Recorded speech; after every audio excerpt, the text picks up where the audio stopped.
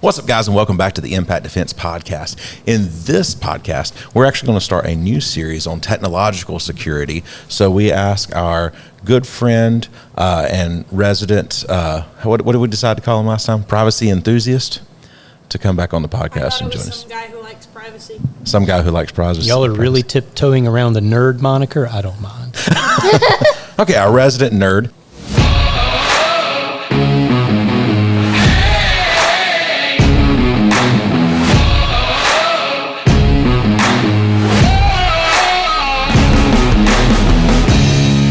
All right. So, like I said, we're starting a new series, and this is more technological security and safety. And with this one, we're really going to be talking about the phones. And this is the thing that we carry in our pockets all the time and everything else. Thank you for clarifying. I didn't know what a phone was. Yeah, well, you know, some people... No clue. Some people do still have them that plug into the wall. I know it's... But, you know, there are some houses around that I'm aware of that still have those. Usually they also have a cell phone, though. Yeah, I know. For instance, my parents still have a phone that plugs into the wall, but they also have a cell phone.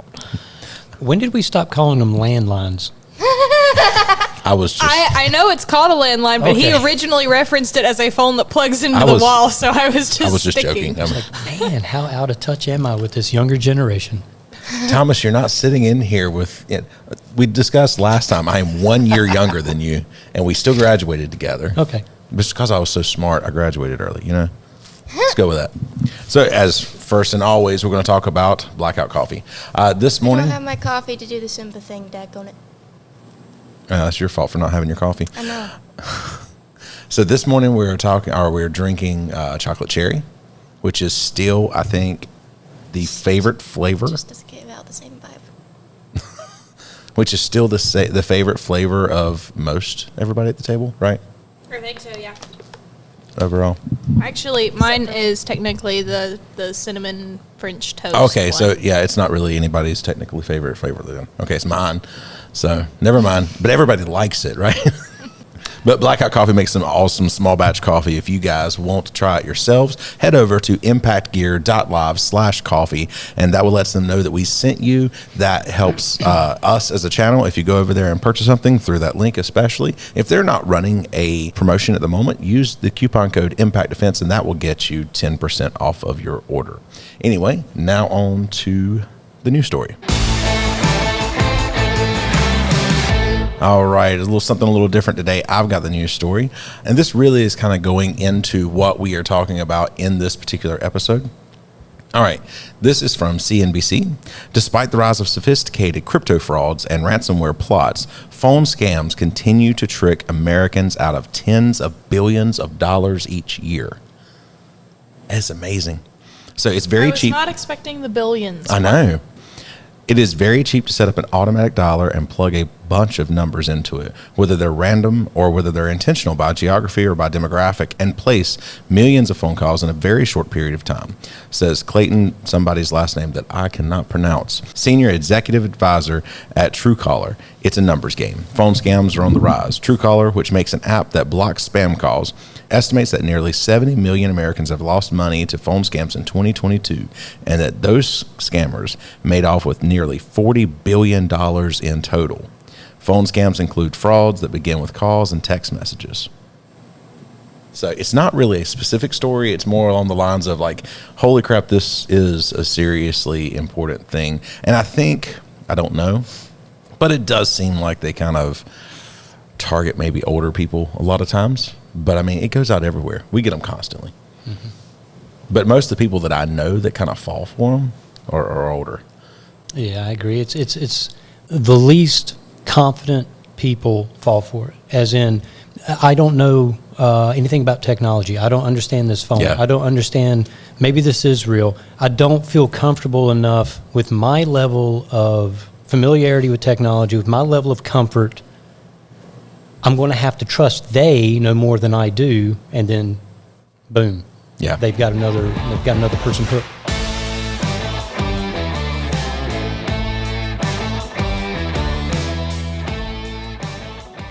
Okay, so looking at phone scams and things along those lines, first off, you know, like what kind of things where do we see most phone scams? Hello, we're here to talk to you about your car's extended warranty. Or your life insurance. Yeah. Well, I don't know about life insurance, but I do get the ones about health insurance a lot too. I get the ones about life insurance. You can My I wife haven't and gotten a phone scam in a while. really? Yeah, I mostly just get calls from whoever had my number before. It's like, we're looking for Douglas. God, wrong number. Mine's Okay, you Tracy. have a nice day.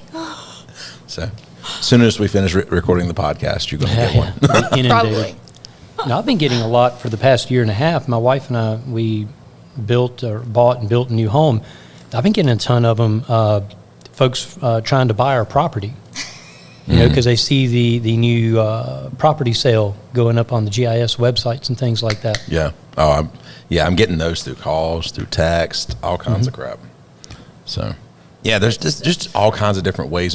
You know, then you have people who you hear about, and this is one of the ones I have found out, or I have heard that so many older people have fallen for, and that's they will call posing as a grandchild, saying, "I need money here." You know, and I'm at this place.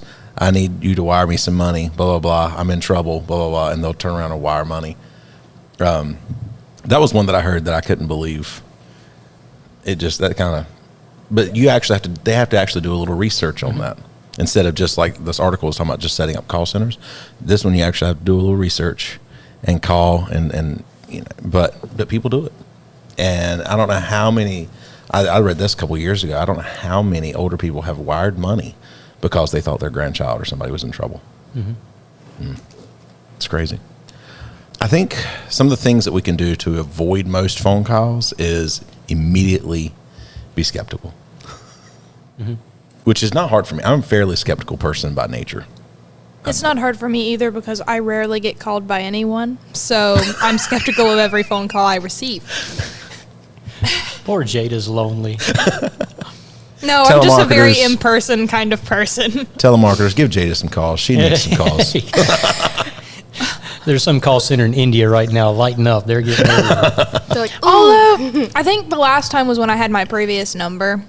That was the last time I really got a scam call, and it was about Direct TV, and my Direct TV account had this issue or whatever, and they needed me to like renew it or fix the problem with my account, you know, which would involve a credit card number and an account number and all of this stuff, and And now another one that and I I had was like, gotten- this Go is ahead, sorry. interesting. I know. I really just kept it going for a while because that was fun for me at the time. I was Yeah. having a annoying I was like having a crappy week anyway, and so I was just like, all right, Let's play smart butt with the. I got you. yeah, because like I'm not the person who's ever mean to somebody who's just doing their job, but scam calls I have no mercy for. You know, Yeah. Like I feel no need to be nice to you. Yeah. Anyway, because you're just a sleaze bag out for my money. Anyway. Yeah, there was But, one time yeah. years ago. I was waiting on somebody at work to show up. I was delivering something to get it to the other side of the state, and I was waiting on them, and I got a scam call.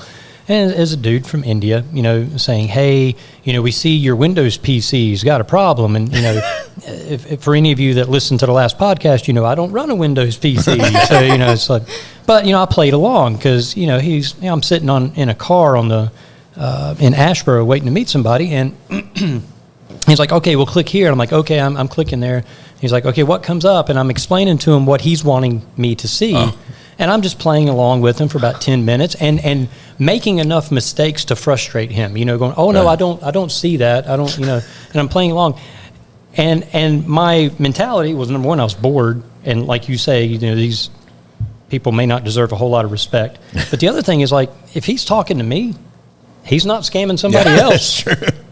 I don't curse them out. I just waste their time. Yeah. Yeah.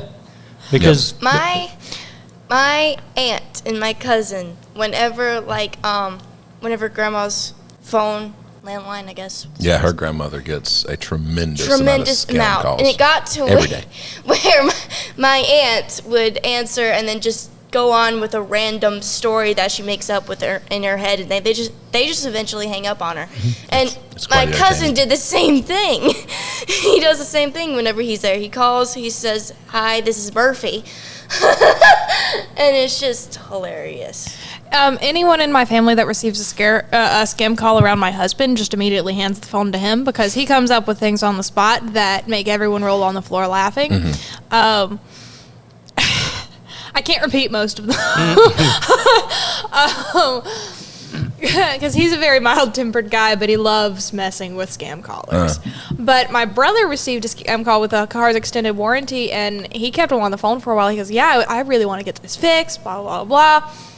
And finally, they're like, all right, are you ready to, really set up the account, finish all the transaction and everything? And he's like, yeah. He goes, I'm just psyched because until this phone call, I didn't know I had a car.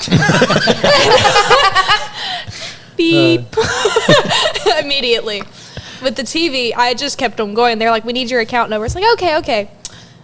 1, 2, 7, 9. And I just repeated a random number, and they're like, all right, we see your account, blah, blah, blah. They kept going for a minute. And I was like, wow, you're really committed to this scam call. It's like, oh, this isn't a scam. It's like, we just care about your account. We want this and blah, blah, blah. I was like, oh, really? Because I don't own a television. Beep. Actually, it was have a nice day. Beep.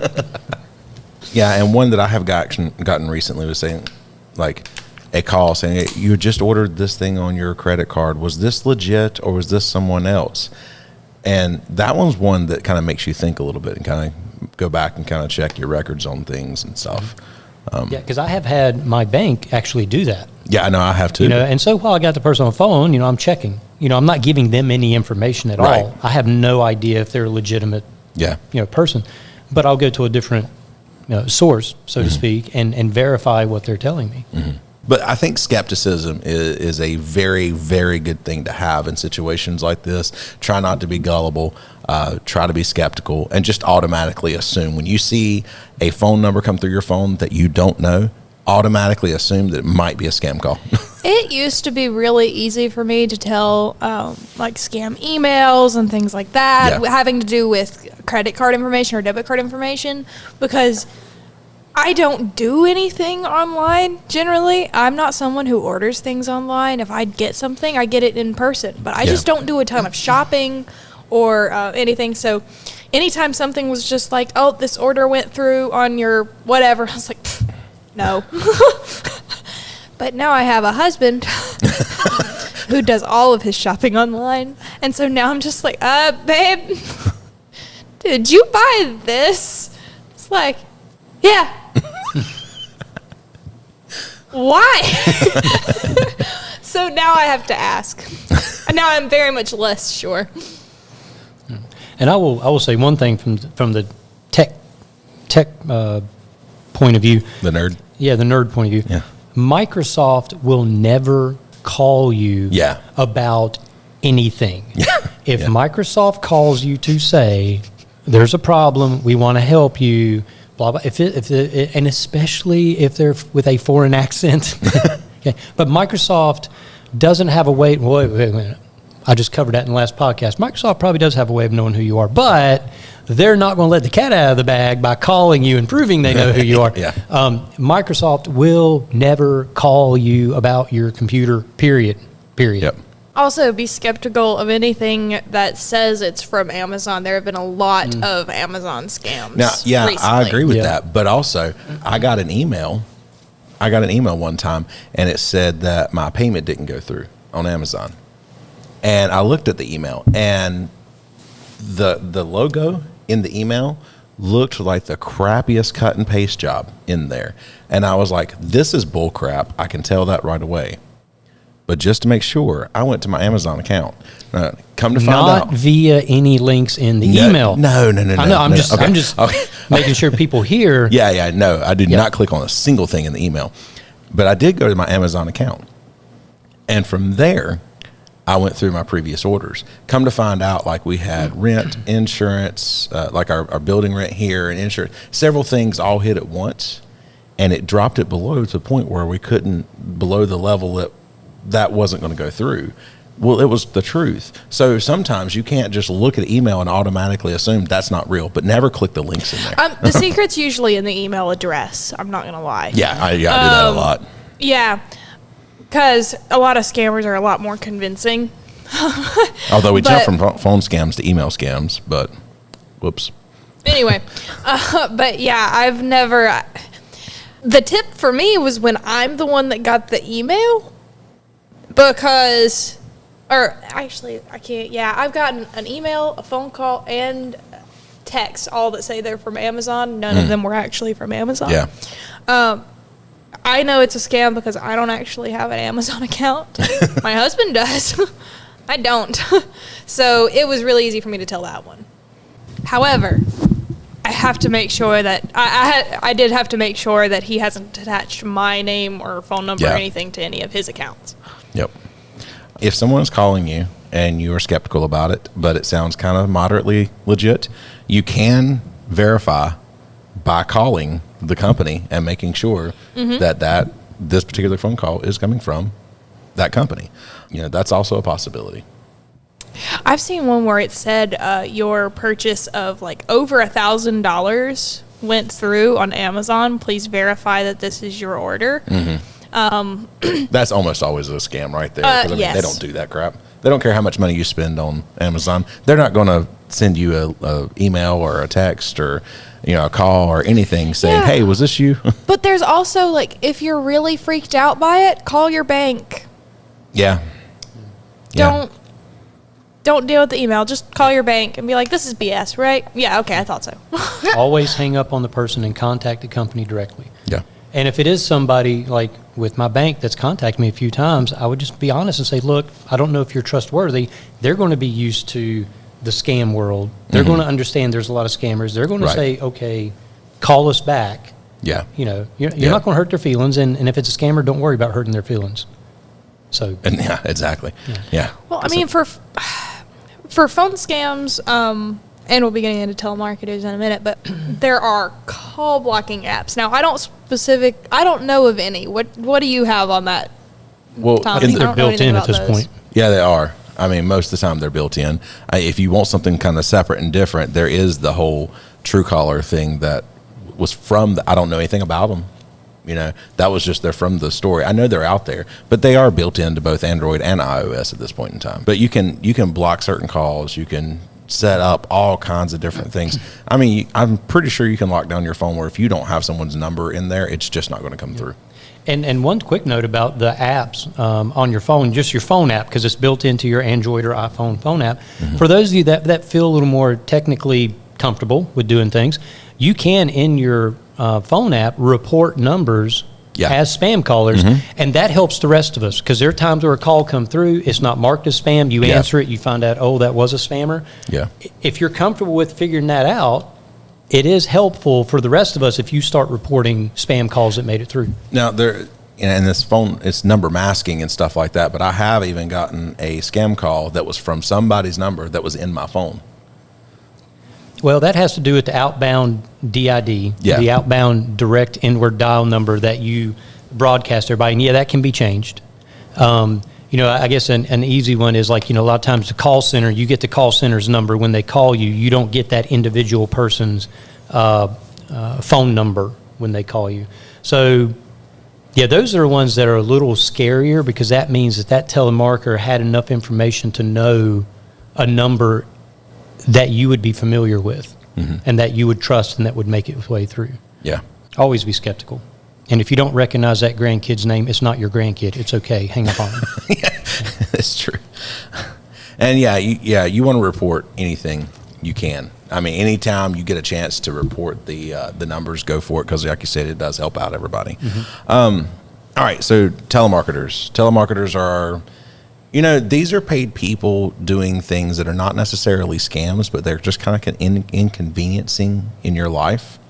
And I know some people that have worked for call centers and telemarketers or telemarketing stuff. But, you know, telemarketers aren't looking to scam you out of money, but they are looking to maybe sell you something. See, I'm nice to telemarketers in a weird. I don't engage the calls. I'm just like, I'm not interested. Thanks, and I hang up. Yeah, and that's all I do. Yeah, because they're just doing their job. Scammers, I have no mercy for, but telemarketers, it's like, okay, you're just trying to make money. Like, yeah. I will say this on telemarketers, and this actually came from this past Christmas, talking to a family friend who was working for a while for a phone call center for telemarketing. And she told me straight up, she says, listen, when you do that, don't just tell us you're not interested and hang up, or don't just hang up. Tell them, please take me off the list. By law, if you say the words, please take me off the list, we have to take you off the list. But if you don't say those words, they don't take you off the list, because by their company policy, they can't. So then you just cycle back through and somebody else from the company will call you. So what you need to do in that case is, say, take me off the list and do that. You can also add your number to the National Do Not Call Registry, which I don't know how well that actually does. Am I too calloused to believe any of that would actually? I mean, this is coming from somebody who actually, I know, there's like 50 million different companies though. So you have to do that a lot. I will say this, since talking to her, I have done that every single time, and I have gotten a lot less telemarketing calls from companies. But I think it's because I believe that there are some companies that was just calling me over and over and over again. And so now I'm constantly telling them, please take me off the list. And I've been getting fewer calls. So whether it is purely coincidence or she's completely right, it seems that way. So moving on to like abusive phone calls. Abusive phone calls can be a bit different because it can be somebody just super mad at you. It can be somebody, well, I have a very interesting little story. I find mine to be a bit more entertaining than it was scary or bad or anything like that. I had a guy call me, and he talked a lot of trash to me. See, we own the local martial arts school here. We're one of a couple. I don't know who this guy was, but he called me and was threatening me and told me how he's going to beat me up and told me how he's going to do all this stuff and everything else. I was more entertained by the situation than anything, to be honest with you. I am not a confrontational person. I'm just not. I think we've talked about that before on the podcast. Yes, I've enjoyed jumping into the cage and fighting with people and stuff like that, but that's a competition and a sport. Personally, I am not a confrontational person. I am not looking for a fight or anything else. This guy calls me. He is telling me all the stuff he's going to do to me and everything else. I'm honestly laughing while I'm on the phone with him. I also then take the phone and put it on speaker mode so Jada can hear the situation too. And he's telling me all this stuff, and he challenged me to a fight and all this and, whatever. And I kind of laughed, and I said, I hope you're enjoying yourself to him. And he ended up hanging up because he just wasn't getting to me.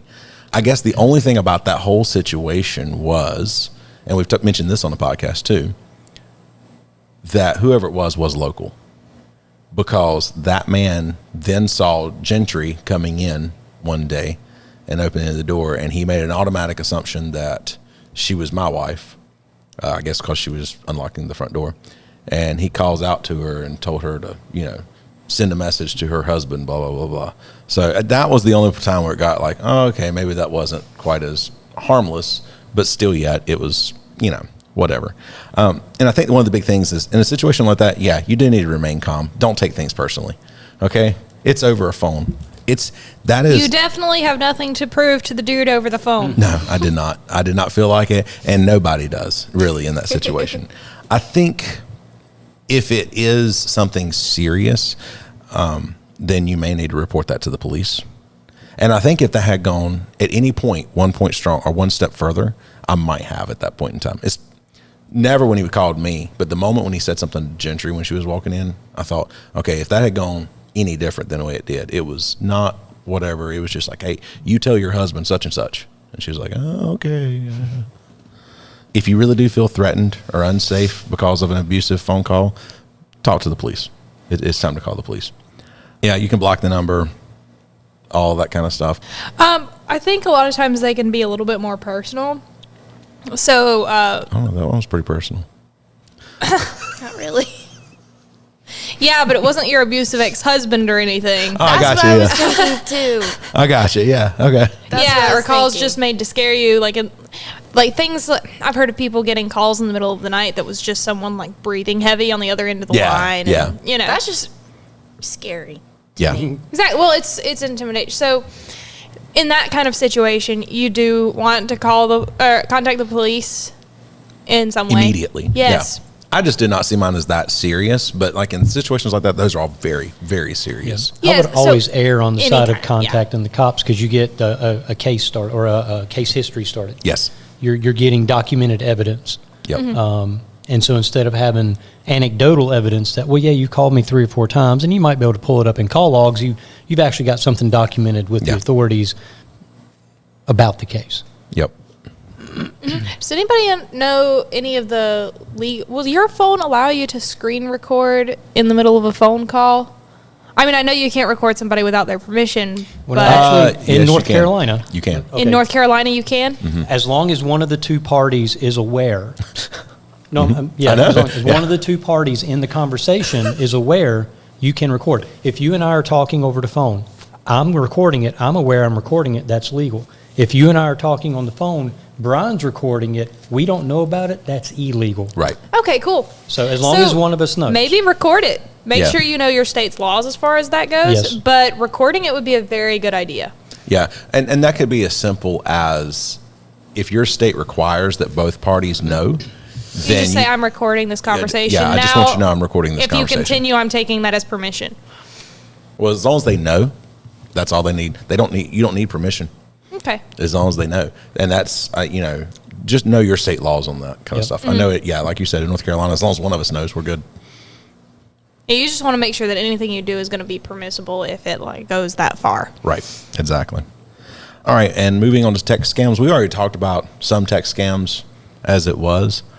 Again. That text from Amazon that has no kind of recognizable number. Exactly. I've called the number that texted me before just to see if it goes to an actual thing. I only do that if it looks like a real number. Yeah. And then they know they got a real person on the other end. That's one of the things about you never respond to any of these texts. You never respond to emails. You don't respond to any Right. of it because once you've responded, they know that's a live number. And now what's going on behind the scenes, there are huge lists of email addresses, huge lists of phone numbers, huge lists of logins to different sites, things like that. That's all bought and sold on the dark web, is what, and I air quoted for those of you listening. That's all on the dark web. And so these lists are so massive. There are tons of email addresses that's been abandoned. There's tons of phone numbers that's been abandoned. There's tons of all that. And so when you respond, even if they don't make you fall for it, once you've responded, even answering the phone, if I see a spam call coming in, I a lot of times don't answer it, and I can explain why in a bit, why I do answer it. But once you've answered, once you've proven, once you've responded, there is somebody on the other end, you've added value to your name on that list. Now they can resell your name in an updated list of confirmed active phone numbers, confirmed active email addresses. So I say don't respond in any way, shape, or form because you are helping yourself remain on those lists because they get sold off again. So, And that's why we asked Thomas to be on this episode. Didn't you have one scam thing about martial arts and you? Yeah, so there is a fairly popular scam going around about martial arts instructors and stuff like that is asking for private lessons. And that was another one that was one that I really had fun with. I knew exactly what it was. And they had asked me, what would you charge for private lessons for this and this? They don't ask for any kind of classes. They're just asking for certain private lessons. They follow the same format all the time. So as soon as it came in, I've had it 3 or 4 times. I knew what it was. So I answer back just a little bit, just a ton of tests to make sure. And, so I start telling them this and that and everything else. If you continue on in the conversation with them, essentially they will agree to whatever you're telling them. I told them I charge $200 an hour for private lessons. I told them that, and they asked me about, how they wanted to do this many and all this kind of stuff. Well, then if you continue on, they're going to basically ask you to be they start asking for the personal information. They want to wire you more money than what you're actually asking for, so you can then pay their driver of the kids that are going to be dropped off and all this kind of other stuff. So that's how they're getting to you.